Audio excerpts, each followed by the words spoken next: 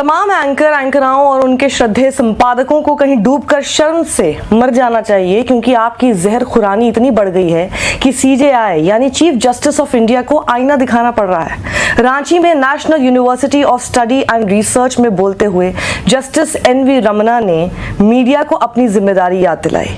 उन्होंने कहा कि कई बार हमने मीडिया को कैंगरू कोर्ट यानी सजा देने वाली गैर कानूनी अदालत चलाते हुए देखा है। कई बार अनुभवी जजों को भी फैसला करने में मुश्किल पेश आती है। मीडिया में दिखाए जा रहे पक्षपातपूर्ण विचार लोगों को प्रभावित करते हैं। इससे लोकतंत्र कमजोर पड़ता है, सिस्टम को नुकसान होता है। इस प्रक्रिया में जस्टिस डिलीवरी पर प्रतिकूल असर पड़ता है। अपनी जिम्मेदारी का उल्लंघन कर मीडिया लोकतंत्र को पीछे ले जाती है। प्रिंट मीडिया में तो फिर भी कुछ हद तक जवाबदेही दिखती है। इसके उलट इलेक्ट्रॉनिक मीडिया में शून्य जवाबदेही दिखाई देती है। अगर सीजेआई ने कहा है कि electronic media has zero accountability, तो मुझे इसमें कुछ गलत नहीं लगता है। मैं आगे इस वीडियो में सीजेआई के एक एक वाक्य को प्रूव करके दिखाऊंगी। आज मुख्य धारा का मीडिया अपने हर स्लॉट में हिंदू मुस्लिम करता रहता है। पक्षपातपूर्ण एजेंडा चलाओगे तो क्या होगा? आखिर सीजेआई भी इसी देश में रहते हैं। आपकी हरकतों को कभी ना कभी तो उन्होंने देखा ही होगा ना। चाहे दंगल हो या पूछता है भारत या हो आर पार, सभी जानते हैं स्टूडियोज में बैठकर कैसे मुर्गे लड़ाए जाते हैं। ये देखिए, शो के नाम, पत्रकारिता के नाम पर कुछ भी किया जाता है। एक समुदाय को, उसके आराध्य को केंद्र में रखकर भड़काया जाता है। यानी दर्शकों को वो बता रहे थे कि जहांगीरपुरी में जो बुलडोजर से अवैध अतिक्रमण को हटाया गया है, उसके बदले राजस्थान की कांग्रेस सरकार ने अलवर में 300 साल पुराना मंदिर तोड़ दिया। जहांगीरपुरी में अतिक्रमण की कार्रवाई 20 अप्रैल को की गई थी। इसके बावजूद इस चैनल ने इसे बदला बताया और 22 अप्रैल की घटना बताई।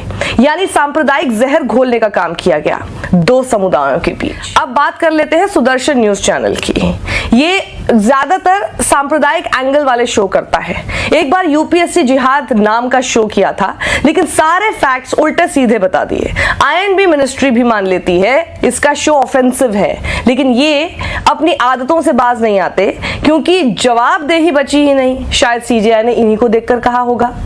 जवाबदेही तो तब होगी ना जब इनकी कुछ रिसर्च भी हुई होगी। तबलीगी जमात याद है आपको?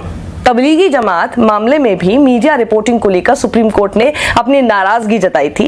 कोर्ट ने इस मामले का सांप्रदायिकरण करने की आलोचना की थी। Chief justice of India NV Ramana ने कुछ मीडिया आउटलेट्स की रिपोर्टिंग की आलोचना की थी। उन्होंने कहा कि उन्हें यह नहीं समझ आ रहा है कि हर चीज और विषय को सांप्रदायिक रंग क्यों दे दिया जाता है।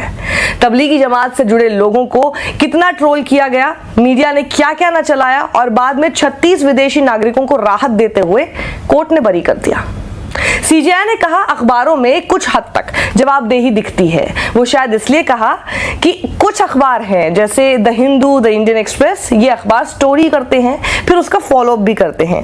जैसे कोरोना काल में दैनिक भास्कर ने भी अच्छा काम किया, सभी ने सराहा, लेकिन प्रिंट में भी सब कुछ अच्छा नहीं है। इसलिए सीजेआई ने कुछ हद तक टर्म का यूज किया है। जो सीजेआई ने कहा कि मीडिया की ओर से फैलाए जा रहे पूर्वाग्रह भरे विचारों से लोग प्रभावित हो जाते हैं, तो हो गया ना प्रूफ कि सीजेआई ठीक ही कहते हैं। यदि आपको सीजेआई की इसी वाक्य पर पीएचडी या थीसिस लिखनी हो, तो 2000 के नोट में चिप वाली फेक न्यूज एक उत्कृष्ट उदाहरण है। एक बात और सीजेआई ने कही कि मीडिया कैंगरू कोर्ट चला रहा है, यानी मनमानी अदालतें, और मनमानी अदालतों को सरल भाषा में डिफाइन करूं तो जैसे ही किसी पर आरोप लगे उसी क्षण उसे उसी पल भर में दोषी और विलन बना दो जनता की अदालत में, केवल टीआरपी के लिए। इसका ताजा तरीन उदाहरण मेरे जहन में रिया चक्रवर्ती का आता है। किसी ने उन्हें गोल्ड डिगर कहा, किसी ने रिया के घर ओबी वैन लगाकर रिया के घर पर आने जाने वालों से पूछताछ की, बहुत ही खराब ढंग से। क्या ये मीडिया का काम है कि रिया दोषी है या नहीं? दिशा रवि के बारे में भी क्या क्या ना लिखा गया। 22 साल की लड़की को जो जलवायु कार्यकर्ता है उस पर टूल किट बनाने का आरोप बताया गया। टूल किट का लक्ष्य भारत सरकार के प्रति वैमनस्य और गलत भावना फैलाना और विभिन्न सामाजिक, धार्मिक और सांस्कृतिक समूहों के बीच वैमनस्य की स्थिति पैदा करना है। ये सब लिखा और पढ़ा गया, लेकिन किसी ने कोई जवाबदेही नहीं दिखाई, बस मनगढ़ंत खबरें प्लांट करते रहे।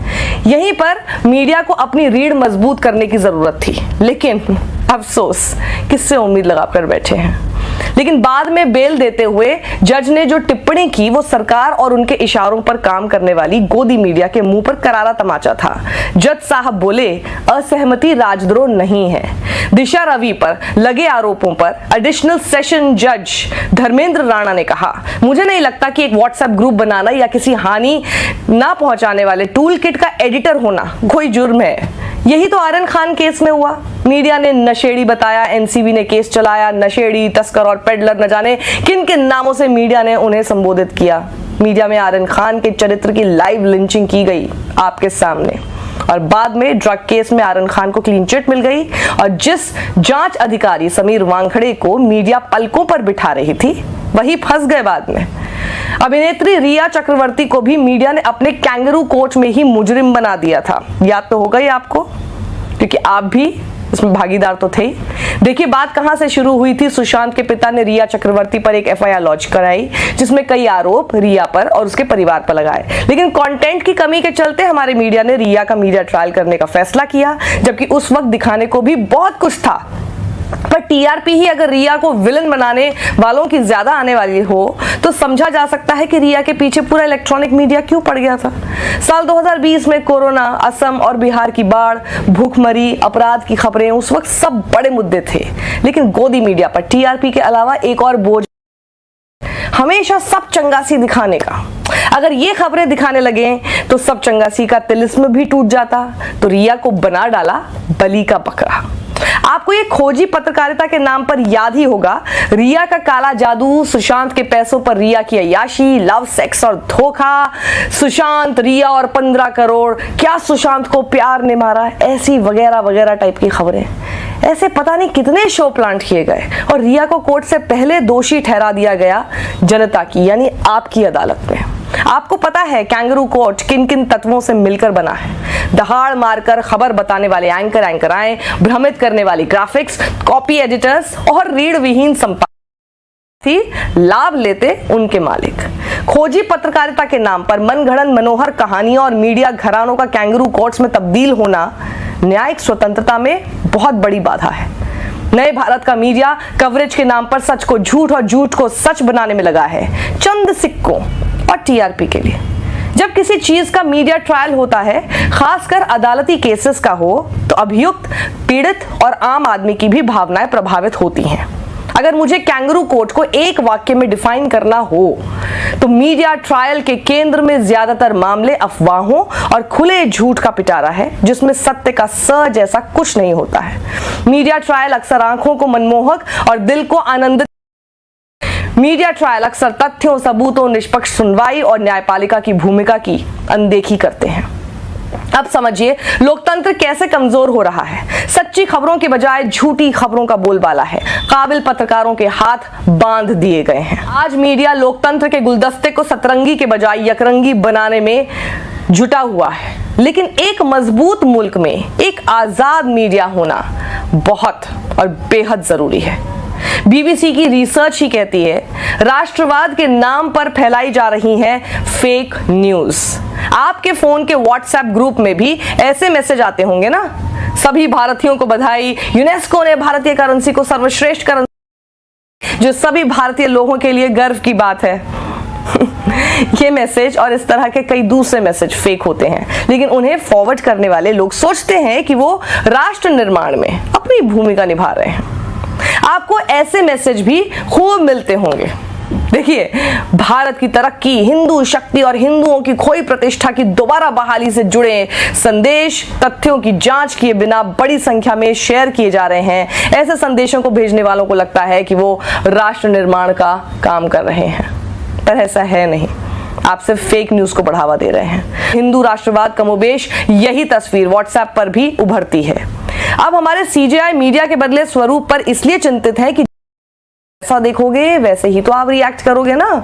मजबूत लोकतंत्र में एक मजबूत मीडिया होना बड़ी जिम्मेदारी का काम था, जिस पर भारत की मीडिया पूर्ण रूप से फेल रही है। चीफ जस्टिस ऑफ इंडिया ऐसे ही दुखी नहीं है मीडिया से।